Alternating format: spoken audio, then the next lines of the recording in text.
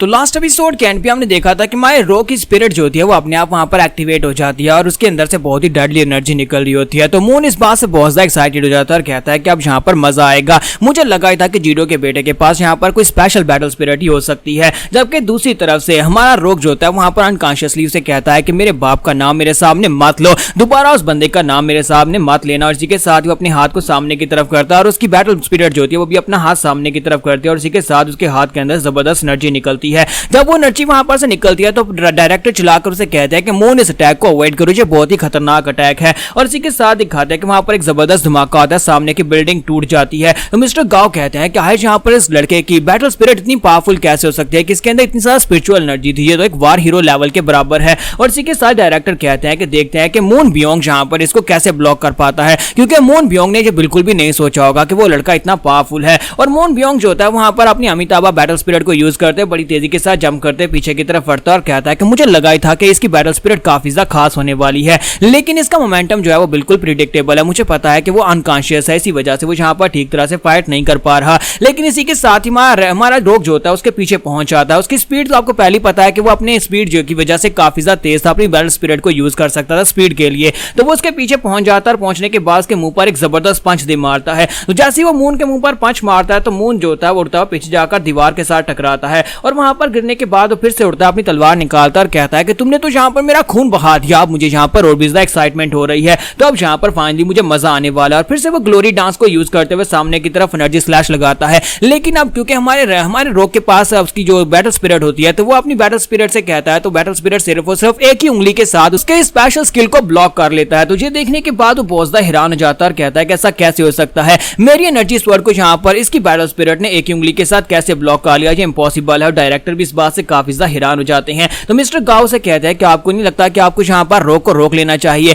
क्योंकि मैं यहाँ पर उसको क्लोजली देख रहा हूँ, वो लड़का जो बेहोश है यानी कि वो अनकॉन्शियस है, लेकिन उसकी बैटल स्पिरिट यहाँ पर उसके ऊपर हावी आ चुकी है और वो यहाँ पर फाइट कर रही है। मुझे लगता है अगर इसी तरह चलता रहा तो उसकी बैटल स्पिरिट उसकी बॉडी के ऊपर कब्जा कर लेगी और उसके बाद हम लोग उस लड़के को नहीं बचा पाएंगे। तो ये बात सुनने के बाद डायरेक्टर जो होते हैं वो उसे कहते हैं कि नहीं, मुझे लगता है कि इस फाइट को थोड़ी देर चलने दो। और इसी के साथ ही वो उसे कहते हैं मुझे लगता है कि ये यहाँ पर उसकी बैटल स्पिरिट है वो नफरत की वजह से एक्टिवेट हुई है, क्योंकि उसके मून ने उसके सामने उसके फादर का नाम लिया था, जिसकी वजह से उसे बहुत ज्यादा गुस्सा आया था। मुझे लगता है कि नफरत की वजह से उसकी बैटल स्पिरिट इतनी खास बन गई है। इसी के साथ ही मून जो होता है हमारे रोग को और भी ज्यादा गुस्सा दिलाने की कोशिश करता है और कहता है कि तुम्हारी बैटल स्पिरिट तो बहुत ज्यादा खास लगती है, उम्मीद अगर तुम्हारे फादर यहाँ पर होते तो वो कहते हैं कि मेरे बच्चे तुम्हारी बैटल स्पिरिट बहुत ज्यादा कमाल की है। तो जैसी वो ये बात करता है तो उसी साथ हमारा रोग और भी ज्यादा गुस्सा हो जाता है, कहता है कमीने कहीं कि मैंने कहा कि मेरे फादर का नाम मेंशन मत करना। और इसी के साथ ही वो कहता है कि अपनी बकवास बंद करो, मैं तुम्हें मार डालूंगा। और साथ ही उसकी बैटल स्पिरिट फिर से वहां पर अपनी डेडली एनर्जी को अपनी पाम में एक्टिवेट करती है। तो जैसे ही वो अपनी डेडली एनर्जी को अपनी पाम में एक्टिवेट करता है तो इस बात से मून और डायरेक्टर और मिस्टर गाओ सभी लोग हैरान हो जाते हैं और कहते हैं कि अब यहाँ पर कुछ बड़ा धमाका होने वाला है।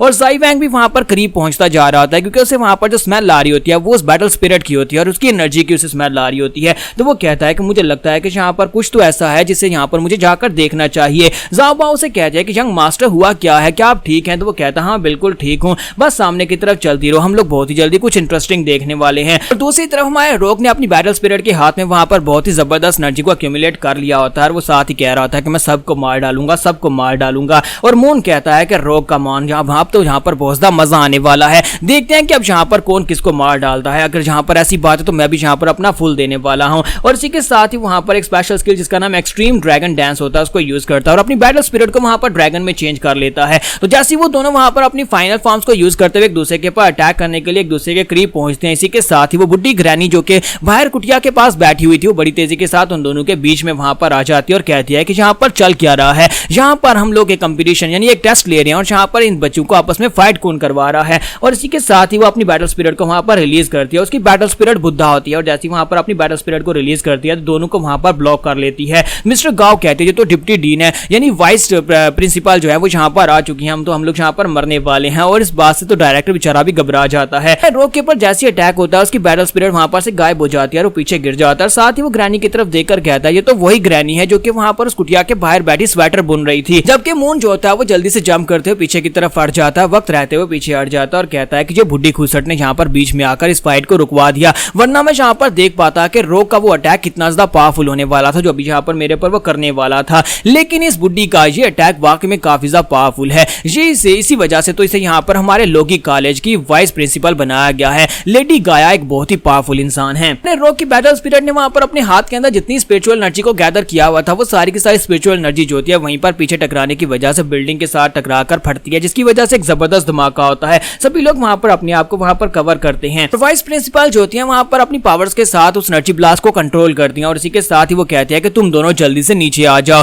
तो वो डायरेक्टर मिस्टर गाओ से कह रही होती है कि जल्दी से नीचे आ जाओ। वो दोनों वहां पर नीचे उतरते हैं और आकर उसे रिस्पेक्ट देते हैं, लेकिन इसी के साथ ही वहां पर सबसे पहले मिस्टर गाओ के मुंह पर एक जबरदस्त पंच पड़ता है। फिर साथ ही ग्रैनी जो होती है वहां पर डायरेक्टर के मुंह पर भी पंच मारती हैं और हाथ छोड़कर वो डायरेक्टर को पकड़ती हैं और कहती है कि कमीने कहीं के तुम्हें जहां पर बच्चों की सुरक्षा के लिए और उनको पढ़ाने के लिए डायरेक्ट करने के लिए रखा गया है, लेकिन तुम जहां पर दो बच्चों की फाइट देख रहे हो जहां पर एक दूसरे की जान लेने पर तुला हुआ था। क्या हम लोग जहां पर इस बात की तुम्हें सैलरी देते हैं और क्या अगर डीन को इस बारे में पता चलता तो फिर तुम उसे क्या जवाब देते? क्या तुमने वहां पर देखा नहीं था कि रॉक बेहोश हो चुका था और उसकी बैटल स्पिरिट इतनी पावरफुल थी कि वो जहां पर पूरी की पूरी आसपास की बिल्डिंग्स को उड़ा सकती थी और हमारे बहुत सारे डिसाइपल्स यहां पर मर सकते थे। अब की जिम्मेदारी कौन लेता? क्या तुम इस सब को समझ रहे हो? क्या तुम्हें जहां पर इस बात का जरा भी अंदाजा नहीं है? तुम सिर्फ और सिर्फ इसको एंजॉय करने के लिए जहां पर अपने आप का तमाशा देख रहे थे कि यहाँ पर क्या होने वाला है, फाइट का रिजल्ट क्या निकलने वाला है। डायरेक्टर से कहता है कि मिस गाया प्लीज शांत हो जाए, हम तो सिर्फ और सिर्फ यहाँ पर रॉक की बैटल स्ट्रेंथ को देखना चाहते थे कि आखिर वो कितना ज्यादा पावरफुल है। तो लेडी गाया फिर से उसके ऊपर अटैक करना स्टार्ट करते हैं। उसे कहते हैं कि अपनी बकवास बंद करो, तुम सिर्फ और सिर्फ बकवास कर रहे हो। मुझे लगता है कि डीन को यहाँ पर नया डायरेक्टर ढूंढना चाहिए कि तुम्हारे जैसे बेवकूफ इंसान के हाथ में यहाँ पर कॉलेज की बागडोर देकर उसने गलती कर दी है। तो इसी के साथ ही मून आगे बढ़ता है और उसे कहता है कि वाइस प्रिंसिपल आपकी पावर्स तो वाकई में कमाल की हैं, आज भी बिल्कुल वैसी की वैसी हैं जब आप यंग हुआ करती थी। तो इसी के साथ ही लेडी गाया उसकी तरफ देखती है तो फिर साथ ही उसे कहती है कि मून ब्योंग चुपचाप यहाँ पर से चले जाओ, पहले मैं यहाँ पर जो इन लोगों ने मैस क्रिएट किया उसको साफ कर दूं,